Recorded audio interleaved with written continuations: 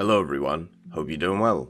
Today I thought we would talk about the MiG-25. The reason for this is because obviously with the F-14 coming into the game, everybody has decided that the game now needs the MiG-25, it now needs the MiG-29, and it now needs, counters to the F-14, even though most of these vehicles aren't direct counters to the F-14 because that's not how aviation and stuff works.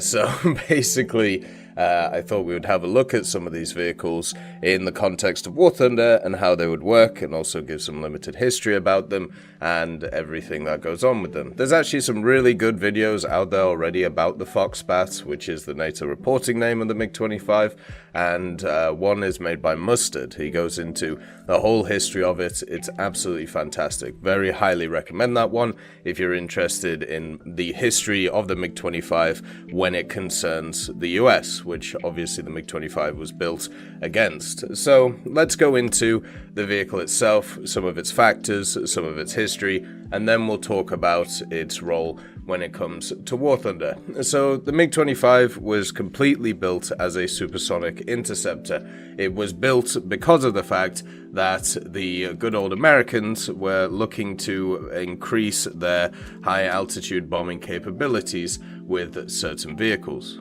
The main vehicle that the Soviets were worried about was the XB-70 Valkyrie. Now this was a prototype that the North Americans were running at the time, and the idea would be that it would be the highest altitude, highest speed bomber that they were bringing in. So they needed a counter to it. It was pretty much as simple as that.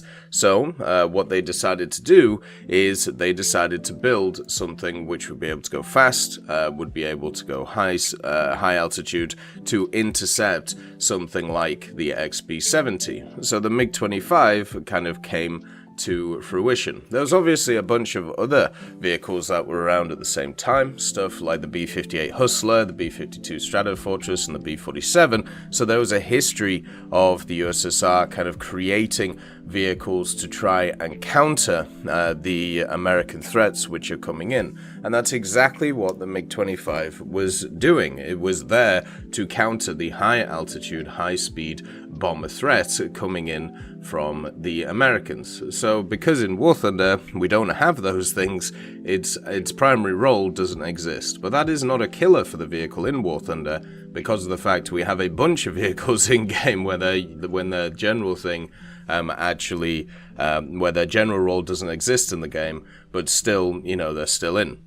So since this thing was designed to go after, these high altitude bombers, it obviously needed stuff which meant that it could go very fast and also be able to get up to speed pretty quickly. So what they ended up doing is, because they didn't really have engines which were able to catch up to the bombers or actually intercept them, they decided to modify some ICBM engines, the intercontinental ballistic missile ones, and put them in a plane, which is kind of an interesting idea.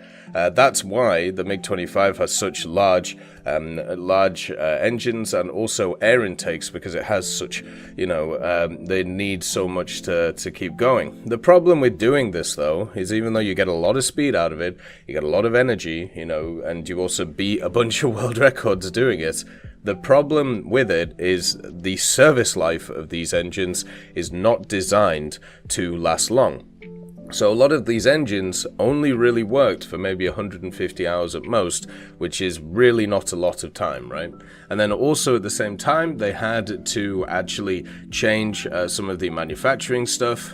Basically, when it came to the speed of it, above Mach 2, there was a lot of thermal stress on the aircraft.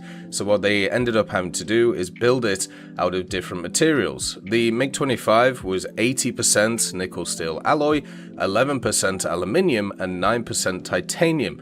And this was spot welded, it was machine welded, it was put together in this way. And this meant that it could actually deal with the thermal stresses. It could go past Mach 3, which is what it ended up doing. but it meant that it was incredibly inflexible, meaning that even overloading by a few Gs here and there in hard turns at high speeds, it was not able to do. So this was, in effect, a dart. It was more of a dart than the F-104, surprisingly. And also, it was a dart which had a very, very short service life before it had to be, maintained when it came to its engines, when it came to the parts of it.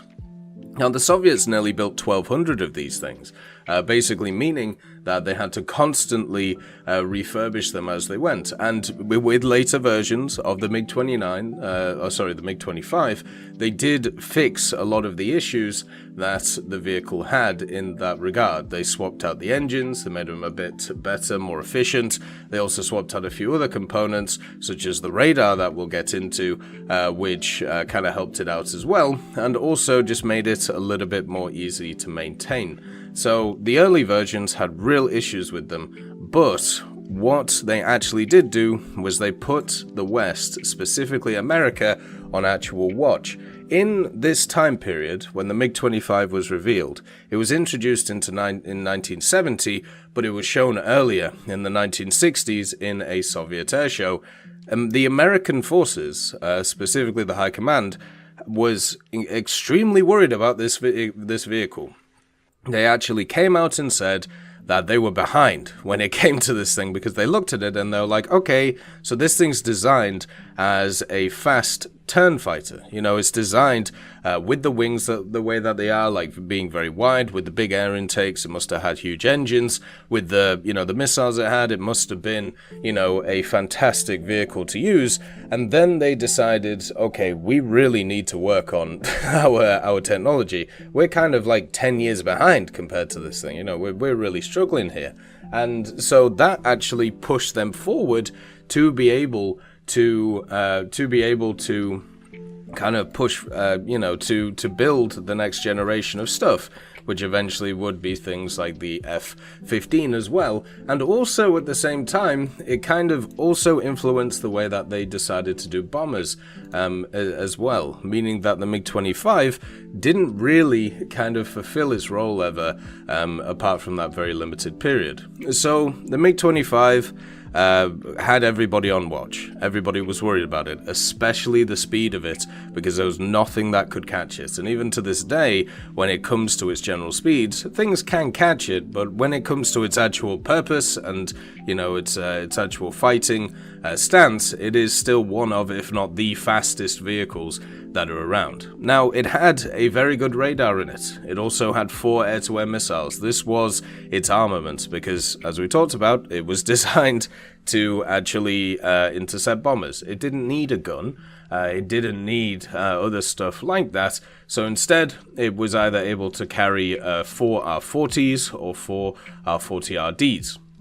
Both of these are very large, long-range air-to-air missiles. They don't actually have a lot of overload on them. They can't really travel that far. They can't really turn that far, but they are incredibly quick. We're talking about Mach 2.2 to Mach 4.5, depending on the altitude and also a few other things. These are also very, very large missiles that were being thrown around. So these things were very much good at taking out stuff such as the bombers. Now, later variants of the MiG-25 also were given R-60s and R-60Ms, so therefore, they were a little bit better at dealing with what would be classed as just fighters. And then also, at the same time, on the vehicle, it had this radar. Now, the radar was able to track stuff up to 100 kilometers, which is very powerful for the 60s. It's incredibly good.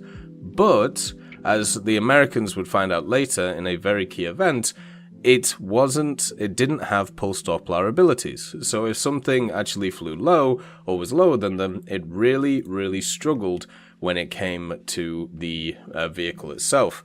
So what ended up happening, which kind of screwed the USSR, was there was one pilot, Lieutenant Viktor Belenko.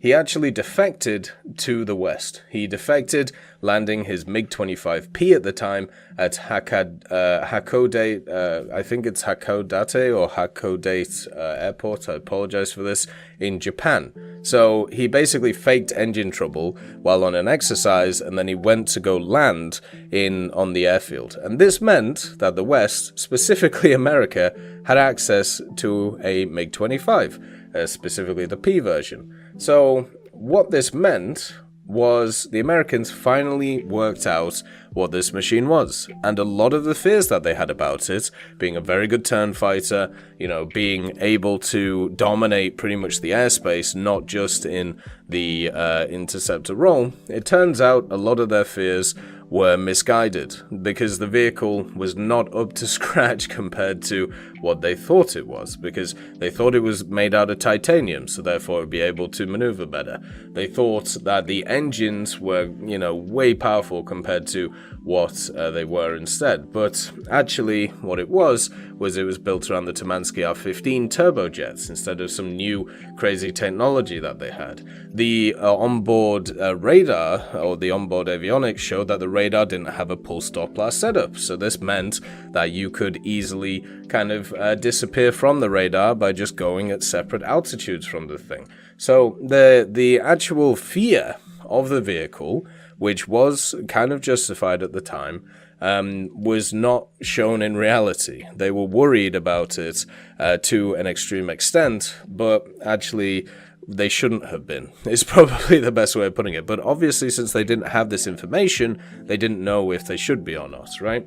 So this meant that the USSR ended up with a problem on their hands. Viktor Belenko went and got citizenship in the US, and then also the MiG-25 was sent back to the USSR in bits and pieces, basically being like, hey guys, we know exactly what you're doing now. So they decided to update a lot of their stuff. So they got a pulse Doppler radar, they got better engines, they also got better missiles on the vehicle itself, so therefore it could be a bit more multi-role, but it still had the same problems. It was basically a really fast needle and nothing else.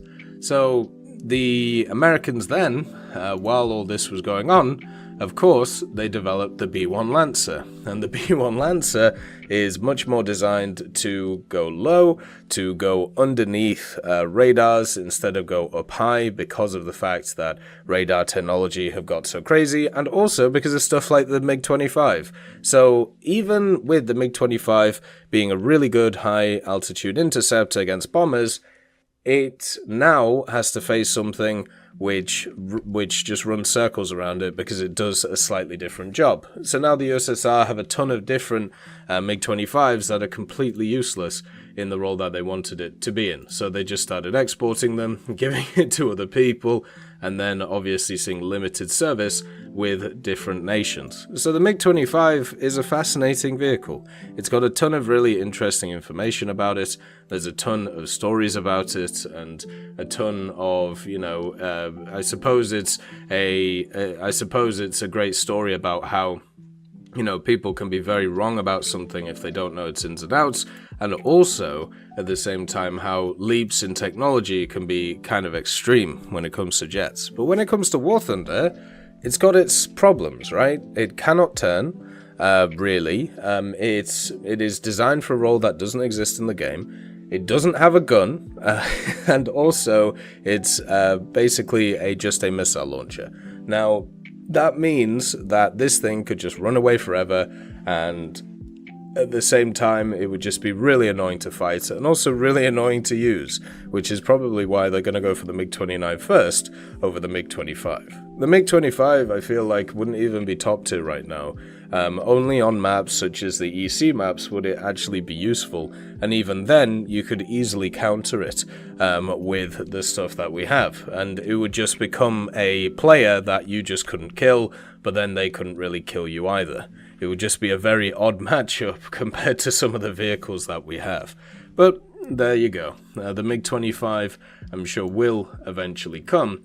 just like everything in War Thunder. There's no reason to think that these things will never come, because we've seen so many ridiculous vehicles, and also so many vehicles over the last 10 years. As always, I hope you have a wonderful day, and I'll see you next time. I'd like to thank Forge, Siegebreak, Carrion Crow, Nicholas Richardson, Elove Goat, Pyman, Winter Scientist, Merciless Reaper, Orange Tail, Teddy, Daniel Stanton, Moxie, B. Young, and also Sem Arslan, Wilkski, Uncle Bean, Derek R., Bareen, Lafouche, and Samuel Slick for supporting the channel.